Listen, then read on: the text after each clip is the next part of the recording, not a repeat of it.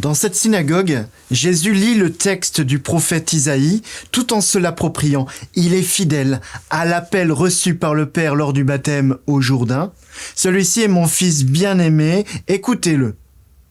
En faisant sortir Jésus de la synagogue, la foule fait le choix de sortir Jésus du lieu où l'on doit adorer Dieu, c'est-à-dire du lieu de la prière et de la foi.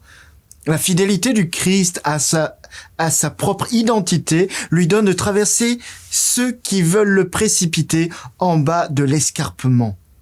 Jeanne Jugan, fondatrice des Petites Sœurs des Pauvres, a toujours été traversée d'un appel à suivre le Christ. Dieu me veut pour lui. Après avoir recueilli les premières personnes âgées, pauvres, elle devient à la tête d'une petite congrégation. Par jalousie, elle est mise en dehors de la direction de la communauté. Elle demeure fidèle à l'appel de Dieu, à le suivre jusqu'au bout. Et pendant plus de 20 ans, elle reste une petite sœur s'occupant des plus pauvres, avant d'être réhabilitée à l'approche de sa mort. Cette fidélité est à vivre pour nous aussi, lorsque nous ne comprenons pas tout, surtout dans l'Église, dans les épreuves qui nous arrivent. Comme le dit Saint Jean Bosco, fidélité à recevoir l'Eucharistie, fidélité à suivre le pape, fidélité à prier la Sainte Vierge.